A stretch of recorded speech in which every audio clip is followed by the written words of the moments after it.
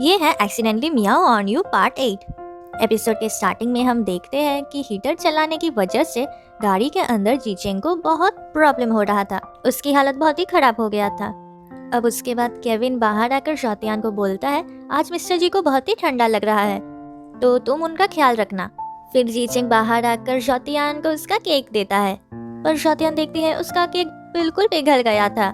जीचेंग बोलता है, तुम्हारा केक पिघल गया है तो तुम्हें इसे खाने की जरूरत नहीं है। ये बोलकर वो उस केक को फेंक देता है और फिर वो आकर बोलता है, मैं केविन को बोल दूंगा कि तुम्हारे लिए एक नया केक ला दे, क्योंकि हमने एक नई पॉलिसी बनाई है। अब से कंपनी में सभी एम्प्लॉइज का बर्थडे सेलिब्रेट होगा। अब शौतियान सोचती है, मैंने तो ऐसी पॉलिसी के बारे में कभी नहीं सुना। फिर वो दोनों शाओई के पास आते हैं।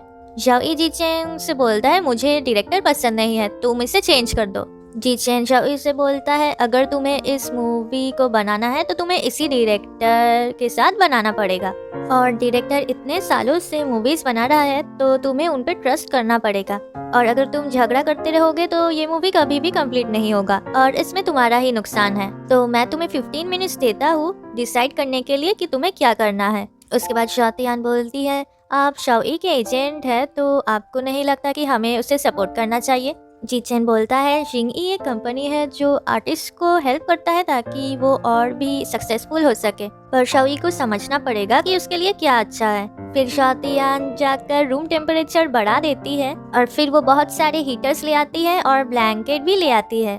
बोलती है, केविन ने मुझसे कहा था कि आज आपकी तबीयत ठीक नहीं है, तो अगर आपको और भी ठंड लगे तो इन हीट पैचेस को लगा लेना। इन हीट पैचेस को आप अपने अंडरवेयर के बाहर लगा लेना। अब जीचेंग को बहुत गर्मी लग रही थी, पर फिर भी उसे सहना पड़ता है। दूसरी तरफ शाओई सोच रहा था कि उससे क्या करना चाहिए।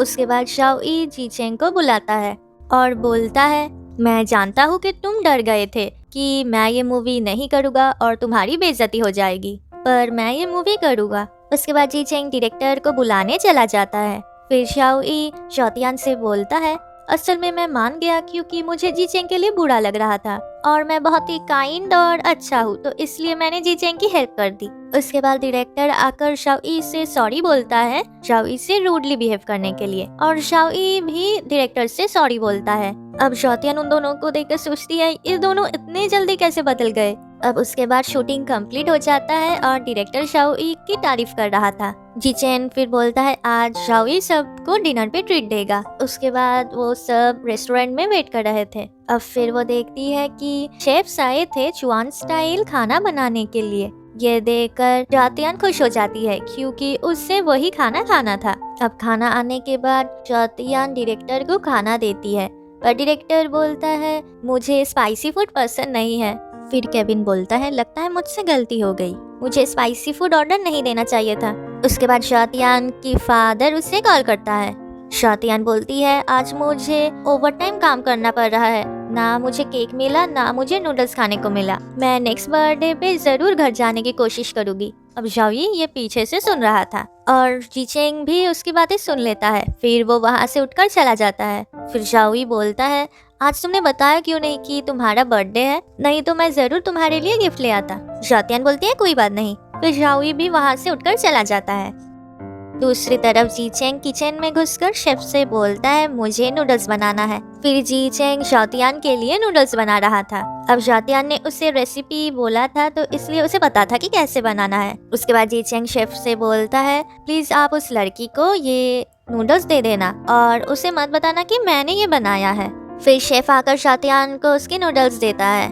अब नूडल्स देखकर शौतियान सोचती है, ये तो बिल्कुल मेरे डैड के बनाए हुए नूडल्स जैसे दिखते हैं। क्या मेरे डैड इस रेस्टोरेंट के अंदर है? ये सोचकर वो अपने डैड को ढूंढती है, पर तभी शाओई वहाँ पर आ जाता है और शौतियान को हैप्पी बर्थडे विश करता है। अब शौतियान को लगता है कि शाओई ने उन नूडल्स को ऑर्डर दिया है। शौतियान बहुत खुश हो जाती है और शाओई को हक करती है और बोलती है, नूडल्स के लिए थैंक यू। अब शाओई को कुछ समझ में नहीं आता है। वो बोलता है, तुम किस नूडल्स की बात कर रहे हो, पर छोड़ो, मैं तुम्हारे लिए गिफ्ट ले आया हूँ। अब जीचेंग दूर से देख रहा था कि शौतियान बहुत ही खुश थी और वो नूडल्स खा रही थी। फिर शेंगहाओ शौतियान को अपना लोकेशन सेंड करने के लिए बोलता है ताकि वो उसे पिक कर सके।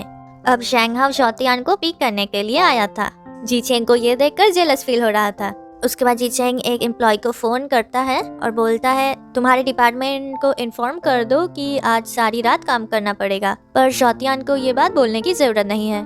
अब जी चेंग ऑफिस में आकर सोच रहा था क्या आज जैंग हाओ शौतियान को प्रपोज कर देगा। अब फिर जी चेंग जल्दी से अपना फ़ोन निकालता है और शौतियान को मैसेज करता है कि क्या तुम अभी भी काम कर रही हो। अब दूसरी तरफ जैंग हाओ शौतियान को प्रपोज करने की कोशिश कर रहा था, पर मैसेज जाने की वजह से शौतियान की फ़ोन की नोटिफिकेशन बजने लगती है, जिसके कारण वो बार बार बोल नहीं पाता है क्योंकि जी चेंग कंटिन्यूअसली शौतियान को मैसेज कर रहा था।